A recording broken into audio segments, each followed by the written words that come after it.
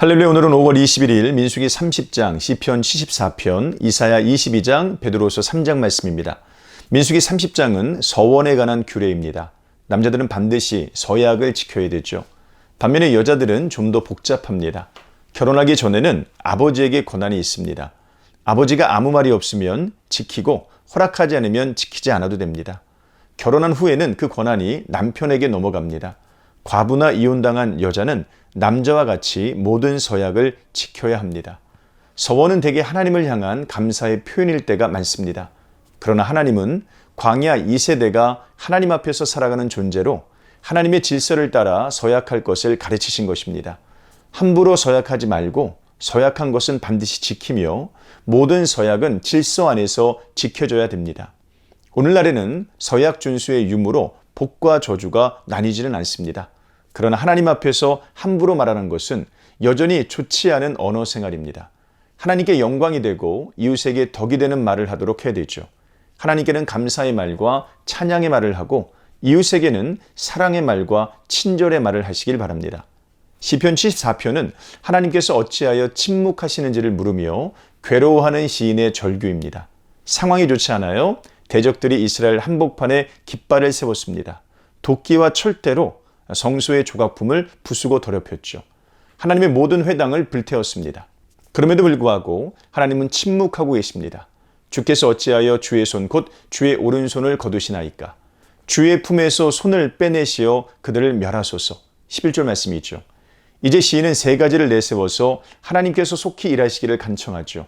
첫째는 주의 백성들이 당하는 능욕은 곧 하나님의 수치가 된다는 것이고, 둘째는 하나님의 궁휼하심을 토대로 기도합니다. 셋째는 하나님의 언약을 기억해달라고 간구합니다. 즉 시인은 자신의 실력이나 공로를 걸고 하나님과 거래하지 않습니다. 오직 하나님의 이름과 궁휼과 언약에 근거하여 하나님의 구원을 간구하죠. 하나님은 우리를 근거로 하지 않고 당신 자신을 근거로 일하십니다. 그런데 그것이 우리의 소망과 위로가 되죠. 우리 자신에게는 합당한 근거가 없기 때문에 그렇습니다. 이사야 22장은 예루살렘을 향한 경고예요. 환상의 골짜기는 예루살렘을 향한 비유입니다. 어리석은 예루살렘 백성들은 적들이 잠시 물러간 상황을 보고 승전가를 부릅니다. 그러나 이사야는 전혀 다른 환상을 봅니다. 예루살렘이 망하는 환상이었어요.